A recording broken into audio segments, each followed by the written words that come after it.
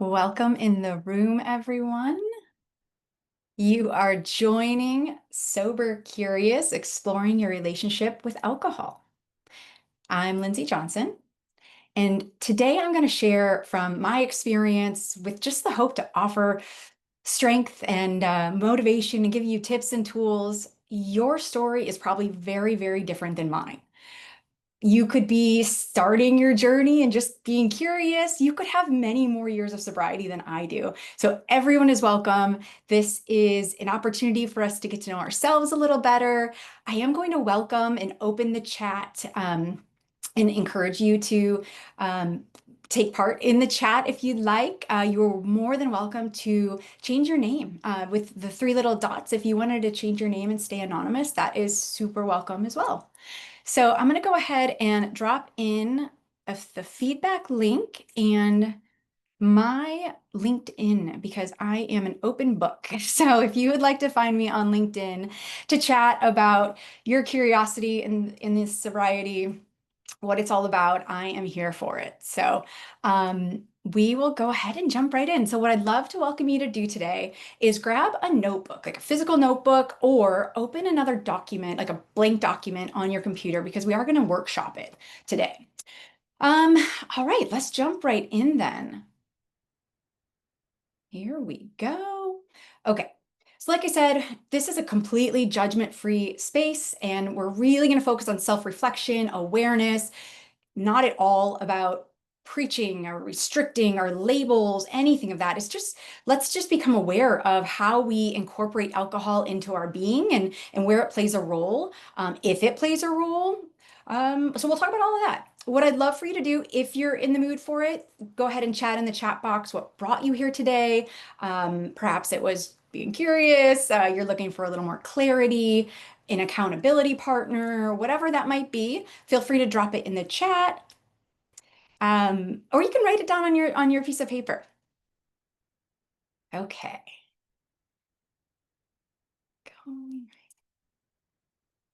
All right, so I'm gonna spotlight this to slow down and talk through what it was like for me. I'm gonna introduce myself. Again, I'm Lindsay Johnson, and we're going to go through what it was like for me, what happened, what it's like now. And quite frankly, I'm going to fly through this because this 30 minutes is about you, not about me. And so, but I will just give you the lay of the land of who I am and why I'm here. So I truly started drinking early as a teenager. Don't tell my mom, but incredibly young. I was a teen, chasing, confidence and connection, just looking for, just wanting to belong. That was my thing. Then fast forward to the corporate culture. I worked in corporate marketing for over a decade, drinking, entertaining, it was sales and marketing, always just the networking, trying to fit in with everyone else, always had the drink in hand. That was me. Fast forward 2011, I got a DUI. I used all the excuses. I didn't eat enough for dinner that night. Oh, I was drinking. I was taking shots. I was doing dark liquor. It wasn't my thing. All the excuses. You think that would have been my rock bottom, but it was not. So the turning point for me actually came in 2013. So September 14th, 2013 was my last drink of alcohol. I celebrated 12 years without a drink just under a month ago. Today, truly, it's a freedom. I don't even, I truly, I think about alcohol, but it doesn't set the same that it did, 10 years ago. It truly brought me just this level of peace and clarity, seeing things differently. We'll dive into how maybe you can explore what that feels like for you. But it really put me in tune with my core values that I just was never really connected with before cutting alcohol out. So what happened next was I built a company. So after leaving the corporate world, I got into physical fitness. I was a personal trainer, yoga teacher, and health coach for 2+ years. I had a death in the family. My brother died, and it really brought me to what is my purpose in this world. And so I I went backpacking through Asia and decided to write a business plan. And this platform you're on today is FitPros. So I am the creator of this company back in 2016. So I'm very excited to be speaking on with all of you today. So again, thank you very much for this opportunity. Let's dive in. Okay, the cultural shift. So today, nearly 1 in 3 adults are considering their alcohol about they're considering drinking less. 10 years ago, that was unthinkable. Frankly, I really credit millennials and the Gen Z driving this major shift towards our attitudes towards alcohol. I I find it really fun and interesting when you go on Instagram and you see someone with the handle "No Booze Babes." They make it exciting and interesting.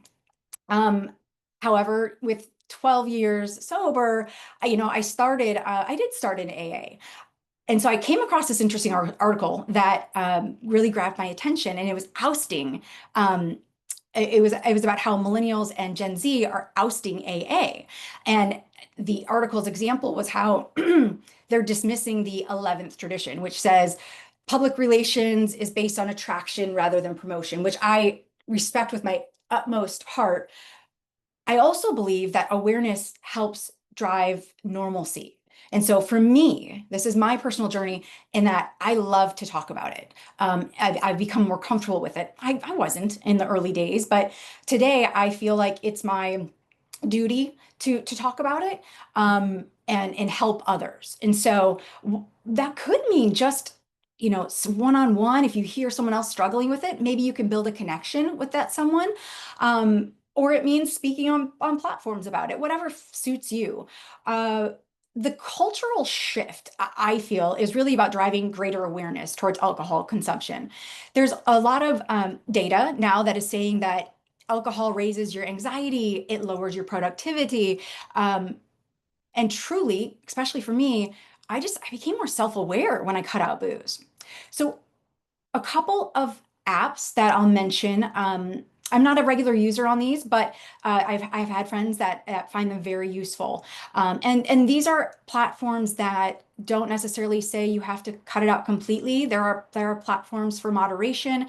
Again, this session here is about curiosity. And so Reframe is one of those platforms.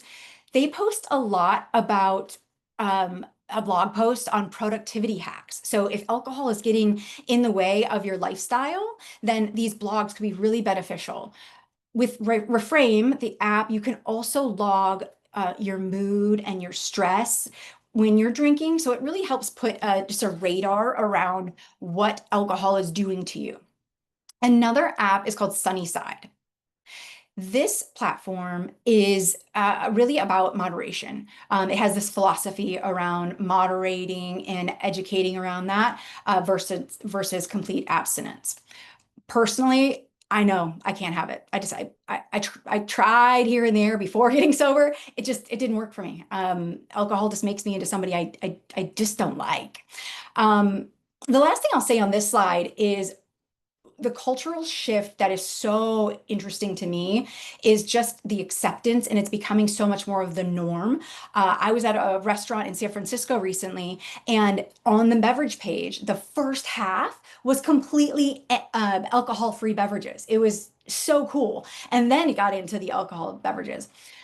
I was at another restaurant here in Southern California, and they had a whole brand around their alcohol-free opportunity. They called it Dove something. It was obviously not that sticky, but I thought it was cool in the moment. So really, really exciting to see all of the changes. And so what we're going to do right now is jump into our first exercise. So again, pull out that piece of paper that you're writing on, or have a blank piece of paper up. And what I'd love for you to do is write down that last time you drank, or that last time that's really sticking in your head of, ugh, how that went. Let's talk, let's write down what you were hoping to get out of that. Did you go out with friends and were looking for connection? Was it social? Was it after work and you were sitting on the couch for stress relief? Let's just take a few moments on that.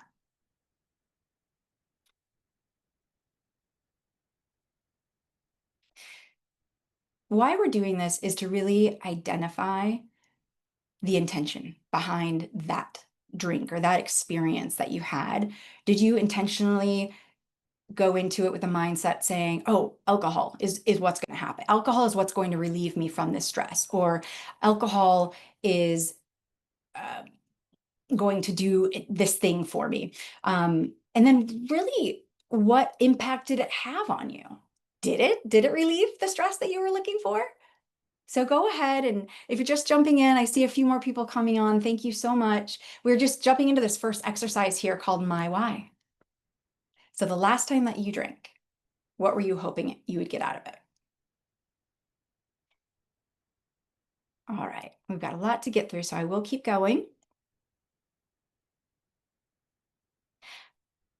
I'm incredibly fascinated by what alcohol truly does to your brain and your body and your mood.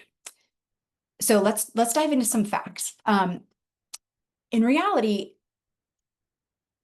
alcohol really disrupts your whole system. But for sleep, it's really difficult to get into a deep REM when you're under the influence. It also amplifies your anxiety, makes your cognitive performance lesser, and then negatively impacts your brain thickness. So I preface this, I am not a neuroscientist. As I mentioned, I was after my corporate career, I got into physical fitness. I became a bodybuilder and a health coach. And so I became incredibly fascinated with every bite of food I put in my body and where I could build muscle. So again, at that time I was sober as well. And so I was just incredibly interested by the science behind what I was putting in and what I was getting out. So one thing to know here is that alcohol really does alter the gut microbiome. It will spike your hormones, leaving you with this depletion the next day as your hormones are trying to balance back out. So that's why your anxiety can be worse in the next day. So it leaves you with that, it tricks your brain to think that you're temporarily calm or temporarily like chill, but your nervous system is actually really overstimulated, and then it metabolizes and your hormones are like out of whack. So Andrew Huberman is someone I have deep respect for. He has a podcast, he has a YouTube channel. There's an episode called What Alcohol Does to Your Body, Brain, and Health. And I'll try to post it in the comments here. But Andrew Huberman, the neuroscientist, a Stanford professor, says alcohol literally acts as a neurotoxin. Alcohol is metabolized alcohol is metabolized into acetaldehyde. It's a compound that's toxic to ourselves. So even with the smallest amounts of alcohol, it can increase stress and inflammation on our brain and body. In Huberman's words, not mine, alcohol effectively acts as poison that damages neurons. So again, I highly encourage listen into this session. Again, it's Andrew Huberman, What Alcohol Does to Your Brain, Body, and Health. I'll drop it in the chat right now. Incredibly interesting data he's got there. So, something else to think about really is the myths around alcohol. Is red wine really healthy? You hear people say, I sleep better after a drink. These misconceptions do deserve, honest examination and dialing into like, is that really what's happening? And Mr. Huberman has a number of episodes actually that go dive deeper into that. So really fascinating stuff. So let's get into another inventory practice. So if you will, pull back out that piece of paper that you're writing on or your blank document. And what I'd love for you to do here in this is called the honest inventory. And you can either make 2 columns if you'd like, or you can make it 2 sections. But on the first, you're going to write what alcohol gives me. And second, you're going to write what alcohol takes away. There's absolutely no wrong answer. This isn't about guilt or judgment. It's just about curiosity. I would love for you to notice what feels true for you today and try not to judge what you think you should be doing. So for me, when I did this exercise, a couple things that fell under the alcohol gives me list was confidence. I thought that I was the popular person in the room when I was buzzed. I thought I was funny and that people liked me. Uh, Little did I know, years later after hearing stories, that wasn't necessarily the case, but I digress. I also thought connection. I thought I was making genuine friendships. I thought, the rambling conversations, a lot came out when you're buzzed. You share a lot of things. But is that a genuine connection with someone? I later discovered that it wasn't quite the connection that really fulfills me. Um, Under my gives me list, I wrote fun. I would get on the bar. I would dance. I would fall off the bar. I thought that was fun back then.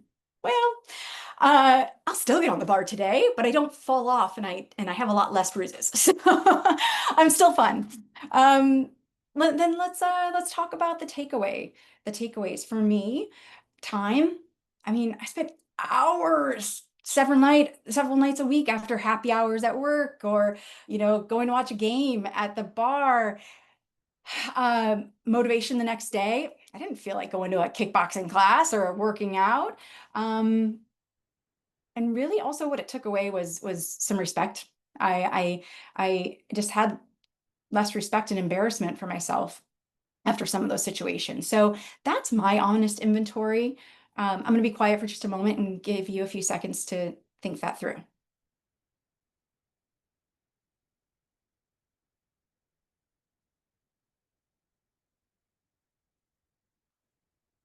Okay, since we're short on time, I'll keep going. So seeing both sides of this really helped me realize what the trade-offs were and what was worth it, what was not. Back then, it wasn't about quitting necessarily in like early on. It was about just really getting honest with myself. It wasn't necessarily about like quitting and giving up something. I had to change my mindset into what was really happening with alcohol in my life.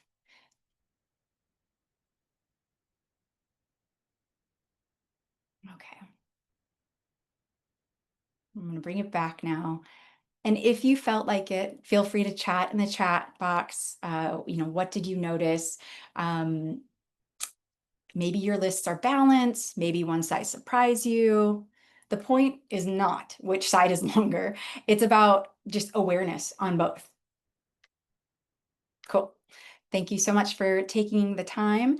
And honestly, you showing up today and doing this work helps me stay sober. So I really appreciate all of you for showing up and just having the curiosity because I know in my heart I don't want to pick up. I don't want to pick up a drink, but knowing that other people are also questioning it, it really helps me continue to remind myself why. So thank you.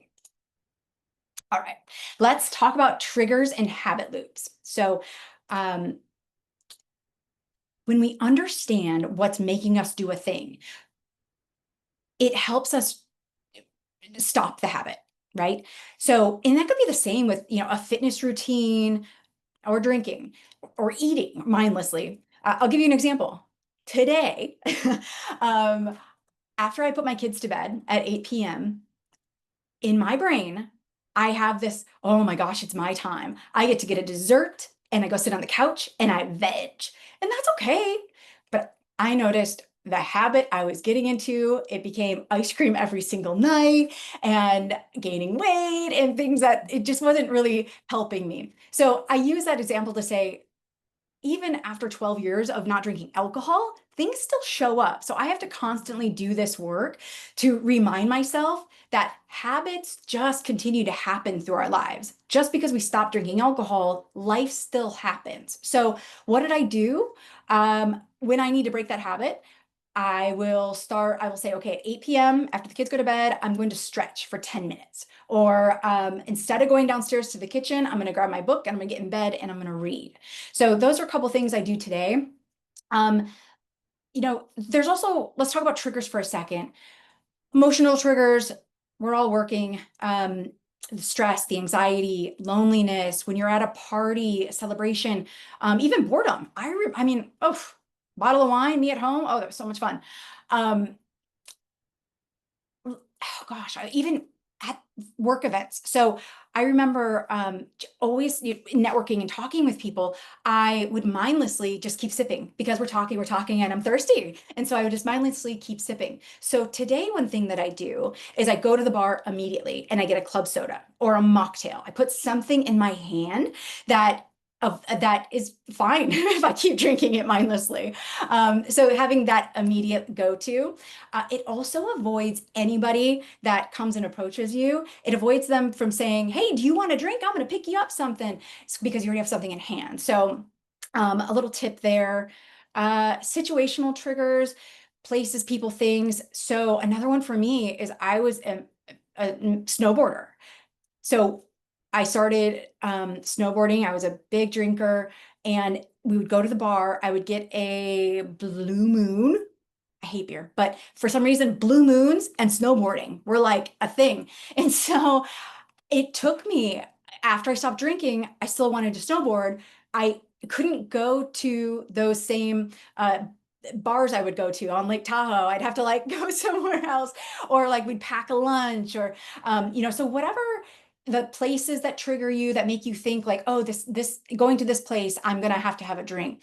Start thinking about other things that you could do in replacement of that, even for just a little while.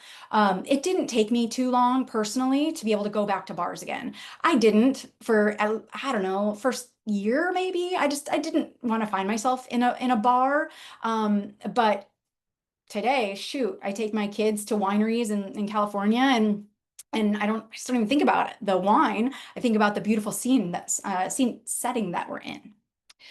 Final thing is just really considering, is this, why am I doing this thing? So am I making this choice to drink this, or do I have this just intense urge that I need to pause and think about?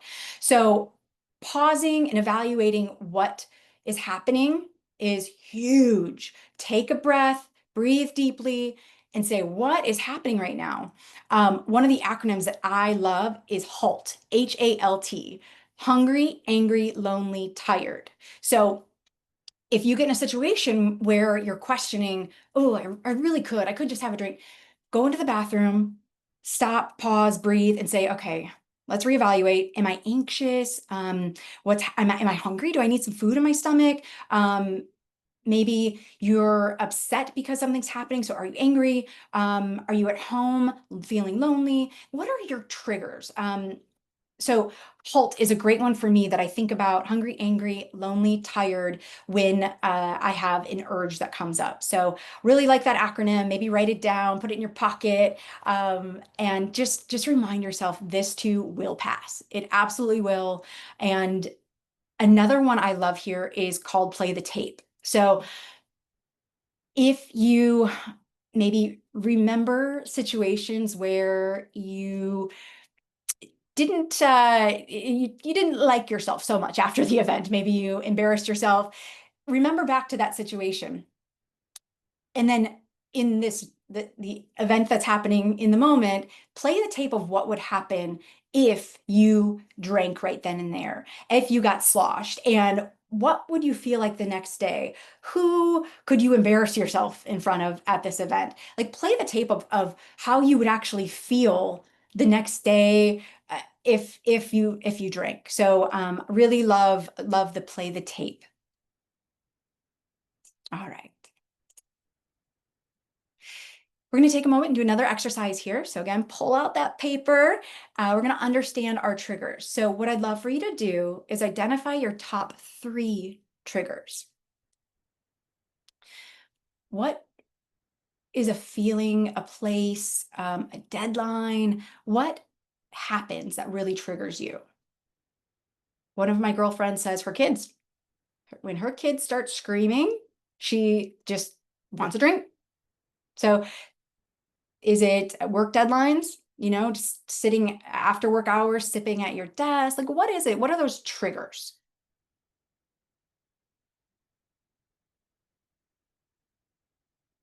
Just three.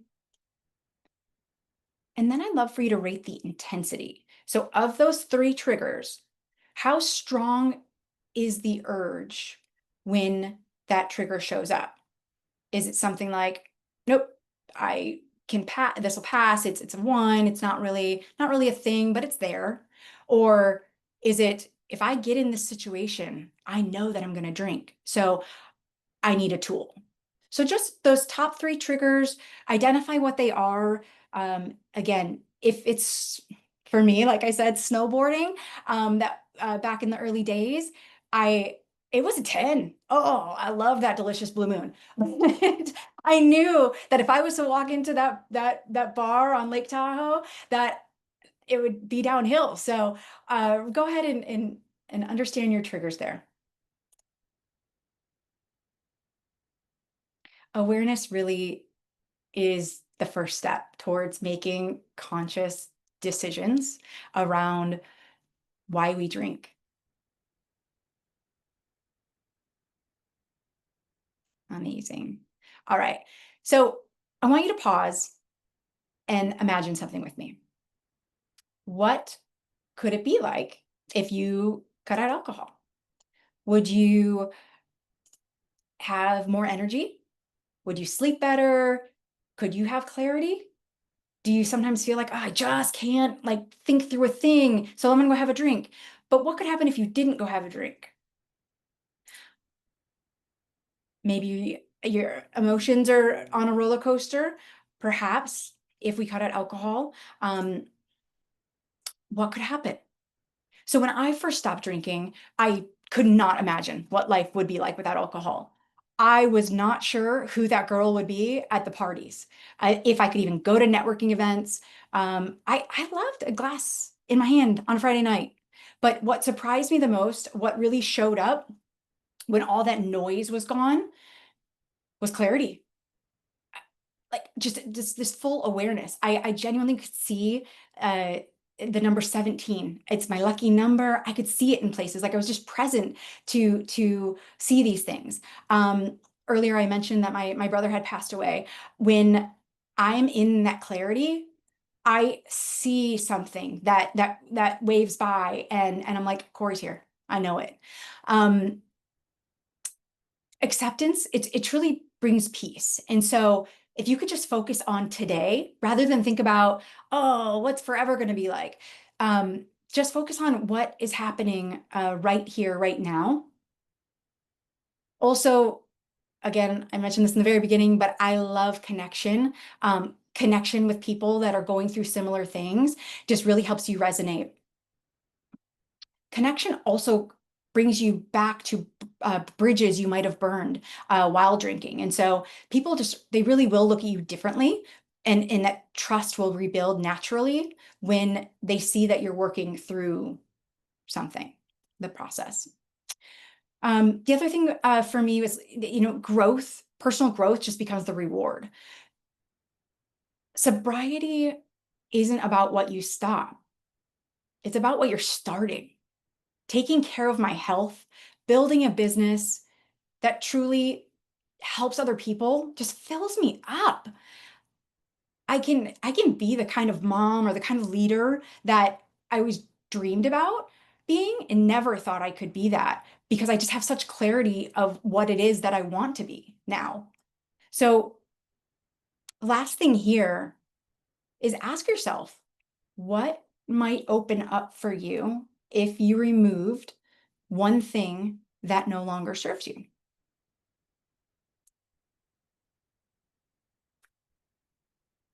Progress over perfection. Okay, last exercise here. Future me. We're going to take a very quick moment on that paper that you have and perhaps just write a little message.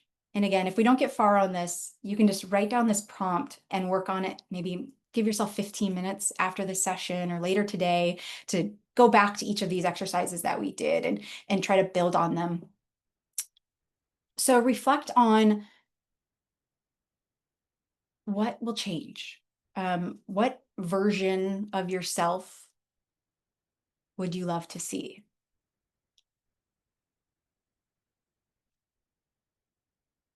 If you made one positive change, what could that be?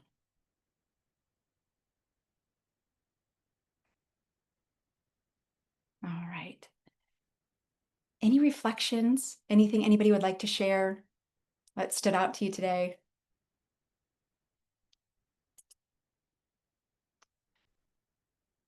For years in sobriety, I felt alone. And so connection for me was key, knowing that others feel the same. And if